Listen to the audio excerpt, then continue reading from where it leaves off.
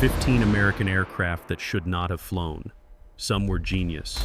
Most were disasters waiting to happen. We ranked them by one question. How close did the idea come to getting people killed? Number 15 is weird, but it still makes sense. Number 1 doesn't. It was built around a mistake that could kill its own pilot. Here's the countdown of America's most unhinged aircraft designs. They took one of the deadliest carrier fighters of the Pacific War and bolted on an engine meant for a 4-engine bomber. The F-2G Super Corsair carried the R-4360 Wasp Major, 28 cylinders, 3,000 horsepower. The torque was so violent that pilots had to physically brace the control stick during takeoff, or the aircraft would try to roll itself into the deck. It could reach 431 miles per hour, faster than most early jet fighters. The Navy ordered 418 of them. Then the war ended. The order was canceled. Only 5 survived, and they spent decades dominating air races instead. Brutal power, barely controllable. But at least the idea still made sense. The next one didn't. It was the backup plan nobody wanted. The consolidated B-32 Dominator was built in case the B-29 Superfortress failed. Same mission, bomb Japan from 30,000 feet. Same pressurized cabin, same remote turrets, same 4 engines. The Air Force ordered 1,500 as insurance. Then everything broke. Pressurization leaked. Turrets jammed. Heaters failed. Crews froze at altitude. Only 118 were built. On August 18, 1945, 4 days after Japan surrendered, a B-32 flew the last combat mission over Tokyo. Japanese fighters attacked. Sergeant Anthony Marchionni was killed, the last American to die in air combat in World War II, a backup nobody needed. And compared to what's coming, this still makes sense. Number 13 didn't. America's first jet fighter couldn't outrun a propeller plane. The Bell P-59 era Comet was built in total secrecy in 1942 using British jet engine plans. 2 General Electric turbojets, straight wing, tricycle gear. It looked revolutionary. Then test pilots flew it. Top speed, 413 miles per hour. The P-51 Mustang did 437. Climb rate was poor. Range was pathetic. Engines flamed out above 35,000 feet. The Air Force never trusted it. They used it as a trainer and a gunnery target. 66 were built. 0 combat missions. America's jet age began with a failure, but at least it was trying to go fast. The next design ignored speed entirely and focused on something much stupider. The cargo pod detached in midair. That was the selling point. Fairchild looked at the C-119 flying boxcar and decided the solution to loading times was a removable fuselage. The XC-120 had a lower cargo section that unlatched like a truck trailer. Mechanical hooks held it in place. If one hook failed during flight, the pod would drop and the plane would flip instantly. Test pilots reported violent vibrations. Control cables ran through the connection point. If they severed, the pilot lost elevator and rudder at the same time. The Air Force watched 2 test flights and said no. A detachable fuselage. That's number 12. Wait until you see number 11. The only twin-engine fighter ever designed to land on an aircraft carrier. The Grumman F-7F Tiger Cat carried 2 R-2800 engines producing 4,000 combined horsepower, 4 20mm cannons, rockets, faster and more heavily armed than any single-engine fighter in the Pacific. But it was too big, too heavy, too fast for carriers. The landing gear couldn't handle arrested landings. The tailhook ripped off during trials. Carrier operations quietly died. Most F-7Fs were sent to land bases in Okinawa. Marines loved them for night fighting and ground attack. Devastatingly effective. But the design sacrificed its entire purpose for raw power. That's compromise. The next aircraft compromised physics. There was no tail. The Northrop XP-56 was a flying wing interceptor with a pusher propeller at the back. The pilot sat in a pressurized bubble in the nose. The entire airframe was welded magnesium, light, strong, and burning like thermite in a crash. On the first test flight, the propeller torque was so violent the aircraft ground-looped on takeoff and flipped. The magnesium ignited instantly. The test pilot escaped with burns. Northrop rebuilt it with a single propeller. It was still uncontrollable above 300 miles per hour. The program was canceled after 1 year. We're entering the top 10 now.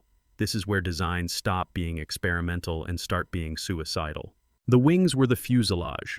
Northrop's XB-35 was a strategic bomber with no tail, no cockpit pod, just a 172-foot flying wing. 4 engines drove contra-rotating propellers. The goal was simple, a 10,000-mile range for trans-Pacific raids on Japan. First flight, 1946. The propellers vibrated so badly the gearboxes failed every few hours. The airframe cracked. The rudders were too small. Test pilots said the aircraft hunted constantly, oscillating left and right without input. The Air Force converted 2 into jet-powered YB-49s. 1 crashed, killing the entire crew. The program was scrapped, but the idea didn't die. Northrop kept refining it for 40 years, until it became the B-2 Spirit. Number 9 was a disaster that eventually worked. Number 8 was a disaster that accidentally succeeded.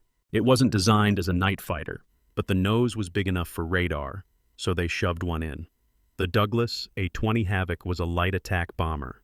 Fast, maneuverable, 6 forward-firing machine guns. Then the British asked for a night fighter.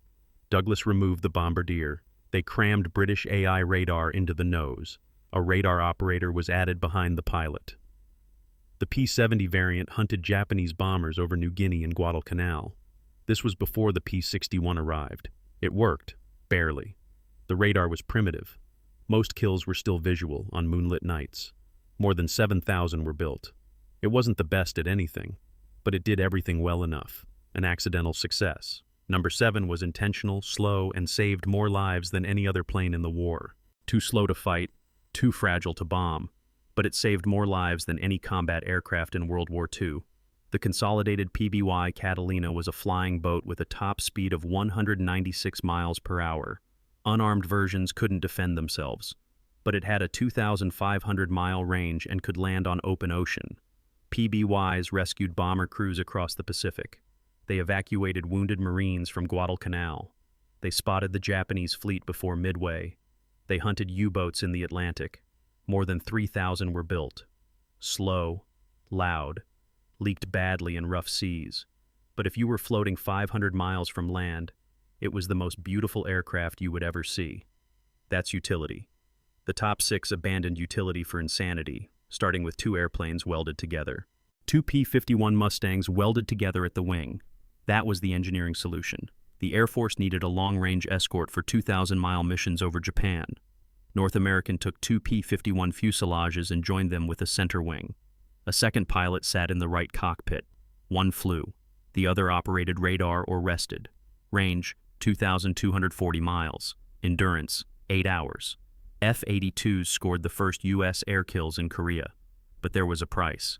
If one engine failed, asymmetric torque could flip the aircraft unless the pilot cut power to both engines immediately. 2 airplanes forced to act as one. That's number 6. Number 5 looked like 2 planes, and was actually worse. German pilots called it the fork-tailed devil. The Lockheed P-38 had 2 engines, 2 tail booms, and a central cockpit pod. It looked like a formation flying in perfect sync. The counter-rotating propellers eliminated torque, but they required different engines on each side. If one failed, spare parts often meant nothing. The cockpit was unheated. Pilots suffered frostbite at 25,000 feet. Turbo superchargers failed in European weather. But in the Pacific, where range mattered more than altitude, it dominated. America's top 2 aces flew Lightnings. Richard Bong, 40 kills. Thomas Maguire, 38 kills. A successful design with fatal flaws. We're in the top 5 now. Every aircraft from here either killed its crew or should have. The only American night fighter designed from the beginning to hunt in total darkness. The Northrop P-61 Black Widow carried a 3-man crew, pilot, radar operator, gunner. The radar operator stared at a green scope, talking the pilot onto targets. SCR-720, radar-tracked aircraft at 10 miles. 4 20mm cannons sat in the belly. A dorsal turret carried 4.50 caliber guns. Wingspan, 66 feet, heavier than a medium bomber, but it handled like a fighter. P-61s stalked Japanese bombers over Guadalcanal, Iwo Jima, and Okinawa. Over Europe, they intercepted V-1 buzz bombs. First kill, July 7, 1944. By war's end, 127 enemy aircraft destroyed, all at night. Massive, deadly, effective. But size wasn't enough for some missions. Number 3 needed a cannon the size of a small car. The nose was a 75mm cannon. Not a gun, a cannon. The entire front of the aircraft was built around an autocannon meant to destroy bombers from 1,000 yards. The Vultee XP-54 was a high-altitude interceptor with a pusher prop, twin booms, and a pressurized cockpit. The pilot sat in a tiny bubble, surrounded by ammunition magazines feeding the nose gun. During ground tests, recoil shook the airframe so hard rivets popped from the wings. The gun jammed after 3 rounds. The barrel overheated. The turbocharger failed constantly. 2 prototypes were built. 1 crashed. The program was canceled in 1944. A gun with wings. That's number 3. Number 2 looked like it was designed by someone who had never seen an airplane. It looked like a flying pancake with propellers. The Vought XF-5U had an almost circular wing, 2 massive props, and a decorative vertical stabilizer. The Navy wanted a carrier fighter that could take off in 100 feet and land at 20 miles per hour. The disc wing promised enormous lift at low speed. In theory, the prototype weighed 18,000 pounds. The engines drove the props through a gearbox with 27 gears. During taxi tests, the gearbox screamed so loudly ground crews covered their ears. The props vibrated. The landing gear collapsed twice. The XF-5U never flew. After 4 years of taxi tests, the Navy canceled it in 1947. When engineers tried to scrap it, the airframe was so strong they needed a wrecking ball, a pancake that never left the ground. That's number 2. Number 1 was designed to collide with enemy aircraft at 500 miles per hour, with the pilot lying on his stomach. The pilot lay face down in an armored bathtub and rammed enemy bombers. That was the mission. The Northrop XP-79 was a flying wing with no tail, no ejection seat, and reinforced leading edges designed to slice through enemy aircraft. The pilot flew it prone, looking through a tiny nose window. The theory was simple. Lying face down would help him survive high-speed impacts. The airframe was welded magnesium. The wing edges were steel. 2 Westinghouse jets were buried inside the fuselage. September 12, 1945. Test pilot Harry Crosby took it up for the first and only flight. At 7,000 feet, the XP-79 entered a spin. Crosby couldn't recover. He tried to bail out. Lying face down, he couldn't reach the canopy release. He broke free at 2,000 feet. The parachute opened. He hit the ground seconds later. He died on impact. The XP-79 crashed and burned. The program was canceled immediately. The only aircraft in history designed to collide with enemy planes, and the only one that killed its pilot on the first flight. That's number 1. If you want more aircraft that cross the line between genius and suicide, subscribe.